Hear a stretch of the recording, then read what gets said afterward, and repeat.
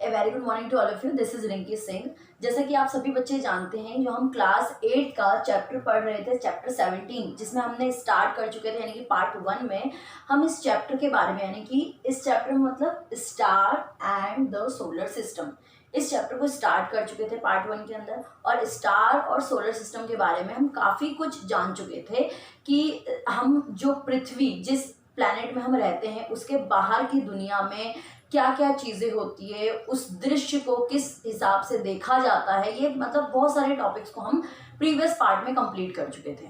और बहुत सारे टॉपिक्स अभी भी हमारे बाकी हैं जो कि बहुत ज़्यादा इंटरेस्टिंग होने वाले हैं, जिसमें हम आज के टॉपिक्स में ये सारी चीज़ों को कवर करेंगे। हम प्लैनेट्स के बारे में जानेंगे, सोलर सिस्टम के बारे में जानेंगे, और सोलर सिस्टम के अलावा हमारे सेलेस्टाइल बॉडी, मैंने आपको प्रीवियस क्लासेस के अंदर सेलेस्टाइल बॉडी बताया था, जो भी यूनिवर्स में जो भी प्लैनेट से लेके कोई भी चीज़ें जो उपलब्ध होती है, दैट्स कॉल्ड सेलेस्टाइल बॉडी। तो सेलेस्टाइल बॉडी यानी कि हमारे प्लैनेट और सेलेस्टाइल बॉडीज जो भी पाई जाती है यूनिवर्स के अंदर, उस सारी चीज़ों के बारे में आज की इस टॉपिक में हम कवर करेंगे। और फर्दर जो बचे हुए टॉपिक हैं हम नेक्स्ट क्लास में कवर करेंगे। जैसे कि आप सभी की ऑनलाइन क्लासेस भी लगी थी गूगल मीट पर, तो उसमें भी मैंने काफ़ी टॉपिक्स को कंप्लीट करा था, बट इवन हम ये सारे टॉपिक्स को कंप्लीट करेंगे और अच्छी तरीके से समझने की कोशिश करेंगे। यहाँ पे फर्स्ट टॉपिक है गैलेक्सी। अब गैलेक्सी का मतलब क्या होता है? गैलेक्सी मतलब आपको अगर वन वर्ड में, अगर कोई भी चीज़ों को बहुत साधारण शब्दों में समझना है, तो आप उसके सिर्फ एक वर्ड को ध्यान रखें कि इसके जॉइंट होने से इसका मतलब ये निकलेगा। दैट मीन्स एक एग्जांपल लेते हैं। गैलेक्सी का मतलब है collection of star, collection of celestial body. ठीक है, इसको ध्यान रखें। गैलेक्सी क्या है? Collection of large amount of stars, collection of celestial body, यानी कि यूनिवर्स में बहुत सारी सेलेस्टाइल बॉडी होती है। यूनिवर्स के अंदर सेलेस्टाइल बॉडी को ध्यान रखना है पहले, चाहे वो प्लैनेट है, चाहे वो मून है, चाहे वो स्टार है, ये सारी चीज़ें सेलेस्टाइल बॉडी में गिनी जाती है। इन सभी को सेलेस्टाइल बॉडी कहते हैं। तो large collection of celestial body, the large collection of star, it's called the galaxy. अब आप अपनी बुक में भी आप देख सकते हैं कि गैलेक्सी कैसी होती है। एलिप्टिकल शेप की होती है, या एलिप्टिकल उसको समझ सकते हैं। एलिप्टिकल क्या होता है? जो कि ओवल शेप होता है, दैट्स कॉल्ड एलिप्टिकल शेप। ये इस प्रकार की ऐसे आप देखते हैं, आप बुक्स में भी आपको नजर आएगा एलिप्टिकल शेप। ऐसे ऐसे स्टार्स का झुंड जो है ये इस तरीके से होगा, तो इसका शेप कुछ एलिप्टिकल शेप का होता है। ठीक है, और यहाँ पे बहुत सारे सितारे जो हैं इस तरीके से राउंड राउंड राउंड घिरे हुए होते हैं, चाहे आप सेलेस्टाइल बॉडी का कलेक्शन भी समझ सकते हैं। तो गैलेक्सी को बेसिकली आपको ये समझना है कि large amount of star, collection of star, collection of celestial body, that's called the galaxy. ठीक है, ये हम ऑनलाइन क्लास में ऑलरेडी कंप्लीट कर चुके हैं, तो मैं इसको और आपके समझने लायक लैंग्वेज में समझाती हूँ। अब नेक्स्ट है आपका कॉन्स्टलेशन। तो पैटर्न फॉर्म में जो स्टार अरेंज होते हैं, इसको एक डेफिनेशन भी है, इसका मैं क्वेश्चंस भी पुट कर चुकी हूँ, बनवा चुकी हूँ आप में। तो आपको ये समझना है कि स्टार जो कि पैटर्न फॉर्म में अरेंज्ड होते हैं उनको कॉन्स्टलेशन कहते हैं। एक बच्चे ने सवाल किया था कि मैम बहुत सारे स्टार होते हैं, तो उसमें हम कॉन्स्टलेशन कैसे डिफाइन करें? तो आपको ध्यान ही रखना है, देखिए ये इतने सारे, बहुत सारे स्टार आपके बिलियन की मात्रा में, मिलियन की मात्रा में स्टार्स आपके जो है यूनिवर्स में मौजूद होते हैं। ठीक है, अब हम बात कर रहे हैं कि कॉन्स्टलेशन को कैसे डिफाइन करें, कॉन्स्टलेशन कैसे बनेगा। जब भी कोई पैटर्न फॉर्म अरेंज्ड बनता है तो वो इमेजिनरी, ध्यान रखना ये इमेजिनरी होता है। ठीक है, तो एक पैटर्न फॉर्म जब बनता है उस टाइम एक कॉन्स्टलेशन का फॉर्मेशन होता है। अब देखो कि मैंने यहाँ पे इधर इधर इधर सारी जगह स्टार बना दिए, लेकिन इसका कोई तुक नहीं बन रहा है, मतलब इससे कोई पैटर्न फॉर्म नहीं हो रहा है। लेकिन अगर हम इसमें पैटर्न फॉर्म करवाना चाहें, जैसे सपोज करो कि मैं कुछ ऐसा पैटर्न फॉर्म हो रहा है, ये देखिए बन रहा है, तो जो स्टार जो कि एक अरेंज्ड पैटर्न में फॉर्म्ड होते हैं, अरेंज होते हैं, जो कि ज्वाइन होने से कोई ना कोई एक कॉन्स्टलेशन बन सकता है, उसको कॉन्स्टलेशन कहते हैं। मतलब कोई ना कोई स्ट्रक्चर बन रहा हो। जैसे कि आप जब बचपन में, बच्चे के टाइम पे जब आपको ABCD लिखना नहीं आता, उस वक्त आपकी टीचर आपको dot dot dot dot dot dot इस तरीके से बना के देती है। आपको करना क्या होता है? इन डॉट को जोड़ना होता है।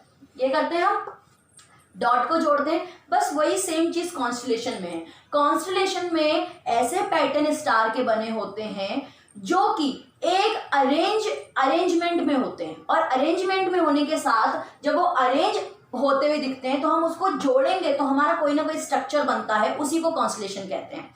अगर मैं बात करूं कि अब तक कितने कॉन्स्टलेशन को रिकॉग्नाइज किया जा चुका है, तो 88 कॉन्स्टलेशन को रिकॉग्नाइज हो चुका है, मतलब कि पहचाने जा चुके हैं 88 कॉन्स्टलेशन, ठीक है। और उनकी नेमिंग भी हो चुकी है, उनके नाम भी रखे जा चुके हैं कि इन कॉन्स्टलेशन का क्या नाम है।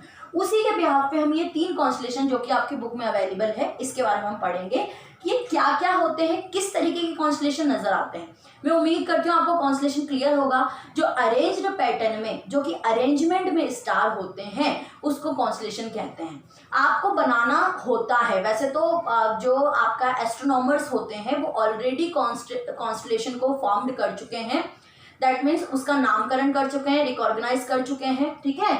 बस आपको, जैसे कि आप बचपन में डॉट को जोड़ा करते थे, वैसे स्टार को, स्टार के अरेंजमेंट को जोड़ के एक कॉन्स्टलेशन बनता है, ठीक है। नेक्स्ट हम बात करते हैं अर्जा मेजर। अर्जा मेजर को बिग डीपर या ग्रेट बियर भी कहा जाता है। इसका दूसरा नाम बिग डीपर भी होता है, जो कि मैंने आपको ऑनलाइन क्लास में समझाया था, ठीक है। बिग डीपर भी कहते हैं। अब इसको बिग डीपर क्यों कहते हैं, ठीक है, इसको बिग डीपर या ग्रेट बियर या अर्जा मेजर क्यों कहते हैं, इनके 3 नाम में ध्यान रखना है। इसका कुछ ऐसा पैटर्न फॉर्म्ड होता है जिसके वजह से इसको बिग डीपर भी नाम दिया गया है। इसका पैटर्न हम बनाते हैं। देखिए आपकी बुक में सीधे सीधे लाइन डिफाइन की गई है, इसको ध्यान समझना। 4 बाउल की तरह होता है, ठीक है, 4 स्टार बाउल का होता है, ये मैंने जोड़ दिया, ठीक है। और 3 स्टार जो आपकी स्पून की जो ये होती है, स्पून की जो लड़ी होती है उसकी होता है। तो ये इस तरीके का कुछ नजर आता है, जिस स्टार को कहते हैं अर्जा मेजर या ग्रेट बियर, ठीक है। आई होप इट्स क्लियर कि हमने पहले भी पढ़ा है, इसलिए ज़्यादा हम डिफाइन नहीं करेंगे। आपको बस इतना ध्यान रखना है कि हम कॉन्स्टलेशन पढ़ रहे हैं। कॉन्स्टलेशन का मतलब क्या है, अरेंजमेंट ऑफ स्टार या pattern of arrangement of star. तो अरेंज हुआ है, हम इससे सारे डॉट को जोड़ दिया है, इसका नाम है यूर्जा मेजर या ग्रेट बियर कहते हैं। 7 ब्राइट स्टार का बना होता है, ये बहुत चमकने वाला स्टार का होता है, ओके। अब हम नेक्स्ट बात करते हैं, किसकी बात करते हैं, ओरियन, जिसको मृगा भी कहा जाता है, मृगा कहते हैं इंडियन लैंग्वेज में, इंडिया में इसको मृगा कहते हैं, जिसको ओरियन भी कहते हैं। और इसका तीसरे नाम की अगर मैं बात करूं तो इसको हंटर भी कहा जाता है। अच्छा, इसको हंटर क्यों कहते हैं, क्योंकि इसका स्ट्रक्चर जो है कुछ हंटर की तरह होता है, इसलिए इसको हंटर कहते हैं। देखिए यहाँ पे मैंने ओरियन का स्ट्रक्चर ऑलरेडी यहाँ पे बनाया है, मैं उम्मीद करती हूँ आपको दिख रहा होगा। तो ओरियन का स्ट्रक्चर ऐसा होता है जिसका स्ट्रक्चर हंटर की तरह, हंटर क्या होता है, शिकारी की तरह होता है, इसलिए इसको हंटर भी कहते हैं, ओरियन भी कहते हैं, और इंडिया में इसको मृगा भी कहते हैं, ठीक है। अब इसके ऊपर एक स्टोरी भी है जो कि आपकी बुक में डिफाइन नहीं हुई है, बट मैं आपको इसका स्टोरी पर्पस बता देती हूँ। ये जो कॉन्स्टलेशन था वो जंगल के सभी जीव को खाया करता था, मारा करता था, क्योंकि शिकारी है। उसके बाद इसी के तरीके का एक कॉन्स्टलेशन का फॉर्मेशन गॉड ने किया, जिसको स्कॉर्पियन कहा गया, ठीक है। स्कॉर्पियन का ये था कि स्कॉर्पियन इसके पीछे पड़ गया, और स्कॉर्पियन जब जब इसके पीछे आता था तब तब ये गायब हो जाता था, और जब स्कॉर्पियन सेट हो जाता था, चला जाता था, तो ये दोबारा अपना शिकार करना शुरू कर देता था। तो ये इसकी स्टोरी है जो कि आपकी बुक में अवेलेबल नहीं है, बट मैंने आपको बताई है। ध्यान में रखना है, ओरियन एक इस प्रकार का कॉन्स्टलेशन है, इसमें बाकी के स्टार धुंधले होते हैं, ध्यान रखना। इसमें 7 ब्राइट स्टार मौजूद होते हैं, इसमें बहुत सारे स्टार आपको नजर आ रहे होंगे, लेकिन इसमें जो 7 ब्राइट स्टार होते हैं वो कहाँ होते हैं, आपकी बुक में लाइन पूरी अवेलेबल है, आप उसको रीड भी कर सकते हैं। 3 इसके बेल्ट में होते हैं, ये वाले 3 स्टार, ये ब्राइटेस्ट स्टार की बात हो रही है, ब्राइट जो बहुत ही चमकीले हैं, जो कि नजर आ जाते हैं आराम से। ये 3 बेल्ट में होते हैं और 4 शोल्डर में होते हैं। ये 7 ब्राइट स्टार होते हैं, बाकी भी स्टार जो होते हैं वो धुंधले नजर आते हैं थोड़े से। तो ये आपकी बात हो गई ओरियन की। नेक्स्ट हम आते हैं कॉर्सिपिया पे, ठीक है, कॉर्सिपिया पे आते हैं। तो कॉर्सिपिया क्या होता है, ये बहुत ही साधारण सा टॉपिक है। इसके अंदर जो फॉर्मेशन होती है, किसकी, जो कॉन्स्टलेशन की फॉर्मेशन होती है वो ऊबड़ खाबड़ की तरीके की होती है। जैसे कि अगर मुझे डब्ल्यू बनाना है, अगर सपोज के लिए डब्ल्यू बनाना है, हाँ मैं एक चीज़ और बता दूं आपको, इसमें डब्ल्यू और एम का फॉर्मेशन होता है। कॉन्स्टलेशन कौन सा बनता है, एक डब्ल्यू का बनता है और एक एम का बनता है। कौन सा बनता है, डब्ल्यू का बनता है और एम का बनता है। लेकिन ध्यान ये रखना है डब्ल्यू और एम वेल डिफाइंड स्ट्रक्चर नहीं होते। वेल डिफाइंड का मतलब क्या है, जब आपको डब्ल्यू अगर बोलेंगे तो आपका ऐसे होगा, ऐसे होगा, ऐसे होगा, ऐसे होगा, और आप फटाफट इसको ऐसे डब्ल्यू फॉर्मेशन कर देंगे, है ना। ये पूरा आपको डब्ल्यू लग रहा है, बहुत अच्छी तरीके से लग रहा है। लेकिन जो इसकी बात हम कर रहे हैं इसमें क्या होता है, डब्ल्यू फॉर्मेशन के लिए कुछ इस तरीके का होता है, ऐसा ये। तो इसका स्ट्रक्चर जो है वो उबड़ खाबड़ की तरीके का होता है और ये दो ही चीज़ों का फॉर्मेशन करता है जिसको डब्ल्यू और एम फॉर्मेशन करता है, ठीक है। नेक्स्ट हम बात करते हैं सोलर सिस्टम। ये मेरा बहुत इंटरेस्टिंग टॉपिक है, मुझे बहुत पसंद है टॉपिक सोलर सिस्टम, क्योंकि हम सारे प्लैनेट्स के बारे में जानेंगे। सोलर सिस्टम के अंदर अगर आपको कोई एक पिक्चर डिफाइन करी जाए, बोली जाए कि सोलर सिस्टम बनाए, तो आप बचपन से 5th-6th क्लास से जब डायग्राम बोला जाता तो आप सोलर सिस्टम में क्या बनाते हैं, सोलर सिस्टम में आपने क्या बनाया, एक ऑर्बिट रेडी किया है, रिवोल्यूशन का ऑर्बिट बनाते हैं, ठीक है। ऑर्बिट क्या होता है, जिसके ऊपर वो चक्कर लगाते हैं, दैट्स कॉल्ड ऑर्बिट, ठीक है। ऑर्बिट बनाते हैं, ऑर्बिट के ऊपर आप सारे ग्रह बनाते हैं, दैट्स कॉल्ड प्लैनेट बनाते हैं, बीच में सूरज बनाते हैं, यही करते हैं आप, सूरज बनाया, ये सोलर सिस्टम। बट एग्जैक्टली क्या सोलर सिस्टम इसी तरीके का होता है? सोलर सिस्टम का मतलब एवरी सेलेस्टाइल बॉडी मौजूद होना, चाहे वो स्टार हो, चाहे आपका सूरज हो, चाहे आप जैसे सैटेलाइट्स हो, या आप प्लैनेट्स हो, मेट्रॉइड्स हो, क्रिएटर्स हो, मतलब सारी चीज़ें इन्वॉल्व होती है सोलर सिस्टम में, सिर्फ प्लैनेट और सूरज ही इन्वॉल्व नहीं होते हैं, ठीक है।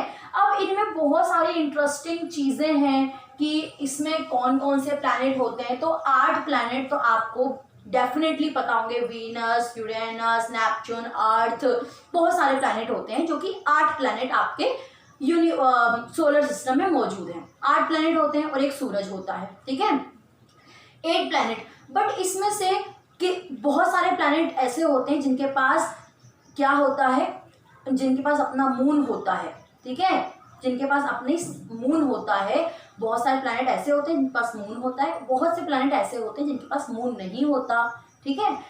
और कुछ प्लैनेट ऐसे होते हैं, यहाँ पे हमने सोलर सिस्टम के 2 टाइप ऑफ प्लैनेट की बात करी है, कौन कौन से प्लैनेट किस प्रकार के होते हैं।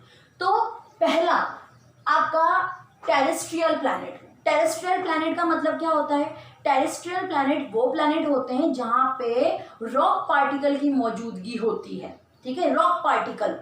जैसे कि अगर मैं अर्थ की बात करूं तो अर्थ में मिट्टी है ना, आप रह रहे हो वहाँ पे मिट्टी है, और मिट्टी से ही तो जीवन है, मिट्टी नहीं होगी तो जीवन की संभवता ही नहीं है। आप सॉइल चैप्टर को पढ़ें तो आपको और अच्छे समझ में आएगा। तो वो प्लैनेट जिसमें मिट्टी या रॉक पार्टिकल की मौजूदगी है, that's called a terrestrial planet. उसके अंदर कौन कौन से प्लैनेट आते हैं, मरकरी, मार्स, अर्थ, यूरेनस, ठीक है, मरकरी, मार्स, अर्थ, वीनस, ये सारे प्लैनेट आते हैं। अब नेक्स्ट हम बात करें जोवियन प्लैनेट। जोवियन प्लैनेट वो प्लैनेट होते हैं जहाँ पे जेंट मात्रा में गैस की उपलब्धि होती है, जहाँ पे गैस ही गैस है, जहाँ पे गैस सबसे अधिक मात्रा में है, गैसेज स्टेज है। वो कौन कौन से प्लैनेट है वो है Jupiter, Saturn, Uranus, Neptune. Jupiter, Saturn, Uranus, Neptune, इन सबको नोट जरूर करते जाएं, आपके लिए बहुत इंपॉर्टेंट है। तो सोलर सिस्टम में हमने क्या समझा, सोलर सिस्टम में बहुत से प्लैनेट, सेलेस्टाइल बॉडी, सूरज मौजूद होते हैं, बहुत सारे के अपने पास अपने मून होते हैं, और सारे ही प्लैनेट, सभी प्लैनेट सूरज के चक्कर लगाते हैं। सपोज कीजिए यहाँ पे ये सूरज है, सूर्य के चक्कर लगाते हैं, इसको रिवोल्यूशंस कहा जाता है। मतलब जो सूरज के चक्कर लगाते हैं उसको रिवोल्यूशन कहते हैं, बेसिकली ये याद रखना है आपको, उसको क्या कहते हैं, रिवोल्यूशन कहते हैं। और एक इम्पॉर्टेंट चीज़ है, बहुत कम बच्चे में भी जानते हैं, बहुत सारे जानते भी हैं, आपको ध्यान ही रखना है। ये आपका सूरज है, आपको ये पता है कि सूरज के चक्कर लगाते हैं। तो एक इम्पॉर्टेंट चीज़ जो कि मैं प्रीवियस जो आपके ऑनलाइन क्लास में क्लियर कर चुकी हूँ, ये एलिप्टिकल सबसे पहले चक्कर लगाते हैं। एलिप्टिकल का मतलब क्या होता है, अगर मैं यहाँ पे गोल करूँ तो गोल गोल ऐसे ऐसे चक्कर नहीं लगाएंगे। आपको पता है कि एक प्लैनेट इधर है, फिर ऐसे है, फिर ऐसे है, ऐसे चक्कर लगाते हैं। तो इस चक्कर लगाने को ही एलिप्टिकल कहते हैं। अंडाकार चक्कर लगाते हैं, ऐसे ऐसे नहीं लगाते हैं, गोल गोल नहीं, ऐसे ऐसे लगाते हैं, इस तरीके से, ऐसे ऐसे, इस तरीके से घूम घूम के लगाते हैं। तो एलिप्टिकल चक्कर लगाते हैं। रिवॉल्यूशन करते हैं, रिवॉल्यूशन मतलब चक्कर लगाना, और रिवॉल्यूशन के साथ साथ रोटेशन भी करते हैं। रोटेशन का मतलब क्या है? अपने ही एक्सिस पे घूमते जाना, अपने ही एक्सिस पे घूम जाना। ध्यान रखना है आपको। ये सपोज कीजिए एक हमने पर्टिकुलरली अर्थ ले लिया, हमने अर्थ लिया। अब अर्थ क्या कर रहा है? अर्थ इसके तो चक्कर लगा ही रहा है, साथ में अपने भी चक्कर लगा रहा है। तो इसको ध्यान रखना है, रोटेशन ऑफ द प्लैनेट्स, ठीक है, वो रोटेशन भी करता है अपने एक्सिस पे और रिवॉल्यूशन भी करता है, घूमते जाएगा। जैसे एक आपने लट्टू वगैरह खेला होगा बचपन में, अभी भी बहुत सारे बच्चे खेलते होंगे, तो वो घूमता तो है ही, लट्टू घूम घूम घूम घूम घूम रहा है, लेकिन साथ में वो आगे भी बढ़ते जाता है।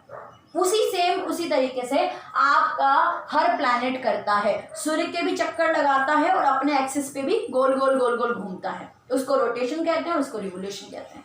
तो आपने सोलर सिस्टम में ये सारी चीज़ों को पढ़ा। जितना भी बेटा समझ में आता है एडिशनल कॉपी में नोट करते जाएं, जैसे भी आपको समझ में आया। It will very grateful for you. अब नेक्स्ट है आपका मरकरी की बात करते हैं। अब हम प्लैनेट पे आ चुके हैं कि कौन से प्लैनेट उपलब्ध होते हैं, उनका कैसे लाइफ प्रोसेस होता है, ये सारी चीज़ें जानते हैं। तो मरकरी के बारे में सबसे पहले जानते हैं। ये सबसे छोटा प्लैनेट होता है।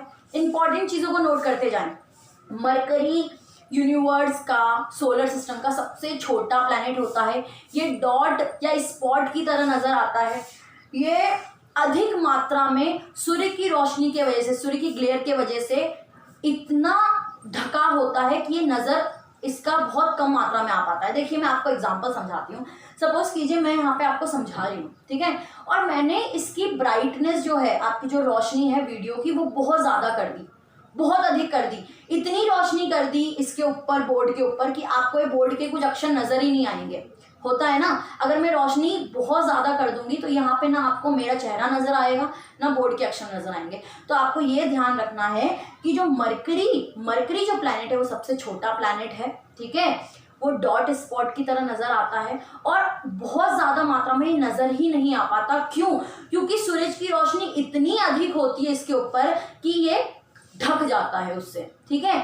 और एक मोस्ट इम्पॉर्टेंट थिंग कि दिन के टाइम, दिन यानी कि दिन के समय इसका तापमान 520 डिग्री सेल्सियस होता है, 520 डिग्री सेल्सियस, और रात के समय इसका तापमान 200 सेल्सियस तक पहुंच जाता है। जमीन आसमान का फर्क हो जाता है, ठीक है। 520 आप सपोज कर सकते हो, 520 डिग्री सेल्सियस, और रात में 200 डिग्री सेल्सियस हो जाता है। ये आपका मरकरी की बात हो गई।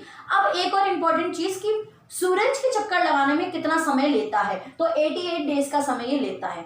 88 डेज में ये सूरज का पूरा एक रिवॉल्यूशन करता है, ठीक है। नेक्स्ट हम बात करते हैं वीनस की।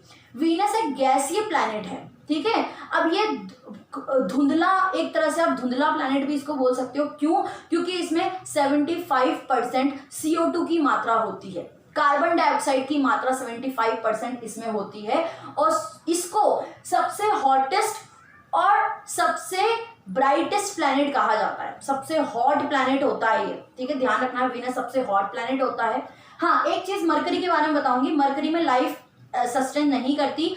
क्यों नहीं करती? क्योंकि इसमें वाटर की मात्रा और एटमॉस्फेयर नहीं होता। ध्यान रखना, इसमें वाटर की मात्रा और एटमॉस्फेयर नहीं होता, और इसमें भी आपका सेम प्रोसेस आप ले सकते हो। और इनका कोई भी इनके पास अपना कोई मून नहीं होता। ध्यान रखना, इन दोनों के पास मून नहीं होता, मून नहीं होता, याद रखना है आपको। इन दोनों के पास अपना कोई मून नहीं होता। और हम वीनस की जहां बात करते हैं तो वीनस में अधिक मात्रा में CO2 की मात्रा होती है, कार्बन डाइऑक्साइड गैस उपलब्ध होता है, ठीक है।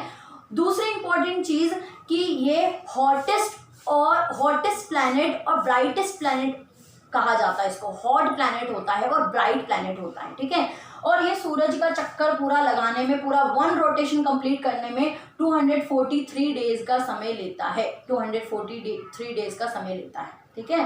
Very interesting thing. अर्थ की बात करते हैं। अब अर्थ जिसमें हम रहते हैं, इस तो बहुत सारी चीजें आपको पता होगी। यहाँ पे लाइफ एग्जिस्ट करती है, इसी वजह से तो हम यहाँ पे रह पाते हैं। यहाँ पे पानी की मात्रा है 75% जो होती है। और एटमॉस्फेयर में अगर हम बात करें, एटमॉस्फेयर में अगर नाइट्रोजन की बात करते हैं तो 78% नाइट्रोजन की मात्रा होती है। इसको नोट करते जाएं, आप ध्यान से सुने। 78% नाइट्रोजन होता है, 21% ऑक्सीजन होता है, और जो 1% बचता है वो होता है carbon dioxide, dust particle, helium, lithium, ये जितने भी डस्ट पार्टिकल्स वाली जो गैसेस होती है जो कि नुकसानदायक होती है वो 1% की मात्रा में होती है। ठीक है, ये सारी चीजें अर्थ में उपलब्ध होती है और अर्थ में लाइफ एक्सिस्ट करती है क्योंकि इसमें पानी की मात्रा उपलब्ध होती है। ठीक है, हवा होती है, एटमॉस्फेयर उपलब्धि होती है, और ये पूरा एक चक्कर लगाने में 365.25 डेज का समय ये पूरा लेता है अर्थ। ठीक है, आई होप कि ये सारी चीजें मैंने कवर कर चुकी हूँ कि इसमें जितने भी मेन टॉपिक्स हैं। हाँ, इसका अपना खुद का एक मून होता है, सैटेलाइट जो होता है वो 1 होता है, नेचुरल सैटेलाइट जिसको कहा जाता है, ये मून इसके पास होता है, इन दोनों के पास मून नहीं होते। तो अब जो हमारे बाकी के प्लैनेट बचे हैं वो हम नेक्स्ट क्लासेस में कवर करेंगे। ये बहुत इंटरेस्टिंग चैप्टर है बेटा, इसको ध्यान से इसको वीडियो को देखें और जो भी समझ में आता है उसको नोट ज़रूर करें, और कोई डाउट होता है तो कमेंट बॉक्स में बताएं, मैं उसको क्लियर करूँगी। आई होप आपको ये वीडियो पसंद आई होगी, समझ में आई होगी। पसंद आई है, समझ में आई है तो लाइक करें, सब्सक्राइब करें और शेयर करें।